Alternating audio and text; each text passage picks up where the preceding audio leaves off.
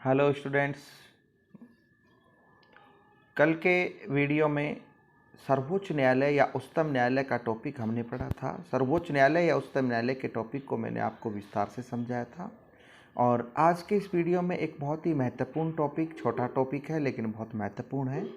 परीक्षाओं में, कॉम्पिटिशन्स के एग्ज़ाम में, एकेडमिक एग्ज़ामों में काफ़ी सारे क्वेश्चंस पूछ लिए जाते हैं। आज के वीडियो का जो हमारा टॉपिक है वह है भारत का महान्यायवादी। भारत का महान्यायवादी, attorney general of India, AGI इसको शॉर्ट में कहते हैं, attorney general of India. Bharat का महान्यायवादी, अनुच्छेद 76। भारत के महान्यायवादी के पद का प्रावधान संविधान के अनुच्छेद 76 या 76 में किया गया है।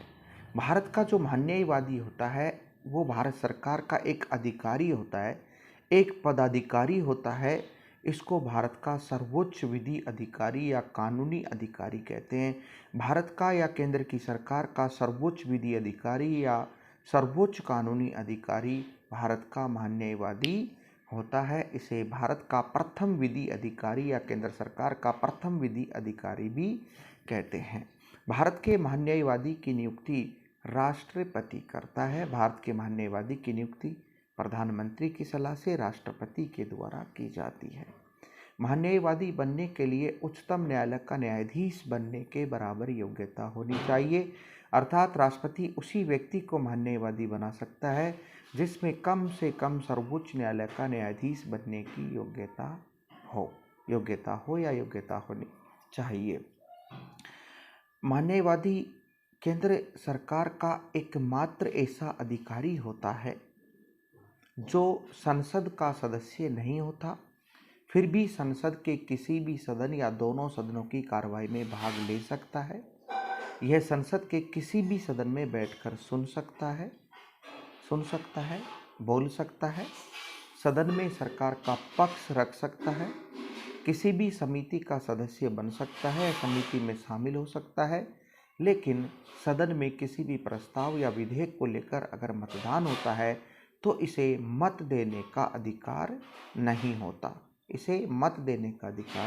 होता। ये भारत क्षेत्र के किसी भी न्यायालय में बैठकर कानूनी मामलों की सुनवाई कर सकता है, लीगल मैटर्स की सुनवाई कर सकता है।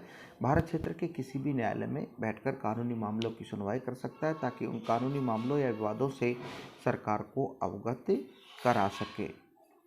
इसको पद से हटाने की शक्ति राष्ट्रपति के पास है।